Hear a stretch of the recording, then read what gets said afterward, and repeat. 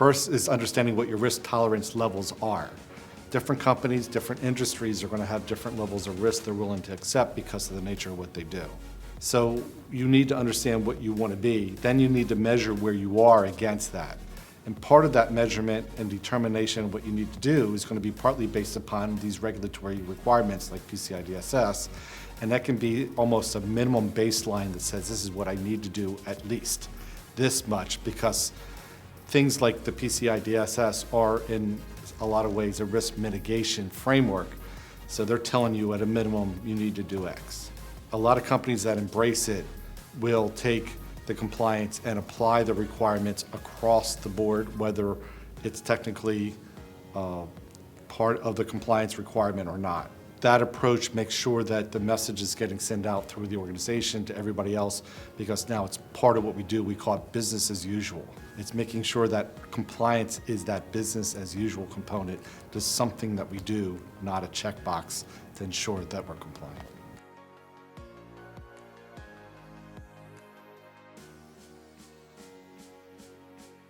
There's multiple players within the PCI landscape, so to speak. The merchants are the most obvious, the ones that actually take a credit card to pay for the goods or services that they provide. But then there's organizations that provide some kind of service into that organization. If you think about it, Insight provides a lot of services, and we could be a company that's providing some of those. So the organizations providing the services have a different motivation for being compliant than the ones that are the merchants. The merchants have that contractual obligation, so their motivation is not to get fined, not to get lawyers sent upon them, not to get sued. For the service providers, they can wave the flag showing that they're PCI compliant.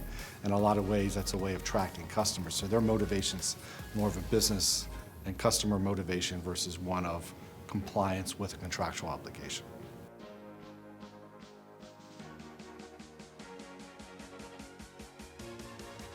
PCI versions prior to 4.0 were relatively prescriptive in exactly what you had to do to meet the compliance requirements.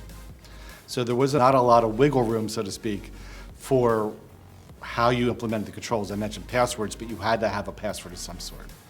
Under 4.0, there's an introduction now of ability to do customized controls. So the customer now has the ability to say, I don't want to do it this way, I want to do it that way. This way, the way I want to do it, still is good enough to do what you want me to do. It's just not in the way you want me to do it. So the customized approach is now the option that a lot of customers have. They give the ability to customize it to their environment.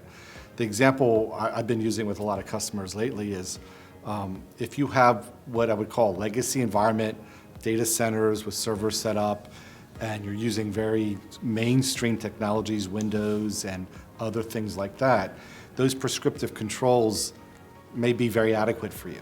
Right? As we migrate into the cloud, those technologies don't always translate exactly over, so the requirement for implementing a control on an on-premise in an environment in a data center don't work as well inside of the cloud environment, where part of the control is managed by the service provider, part of it is on you, part of it's on another aspect. This customized approach now gives companies the ability to set up the controls based upon the way they need to do it for the environment they've chosen to use.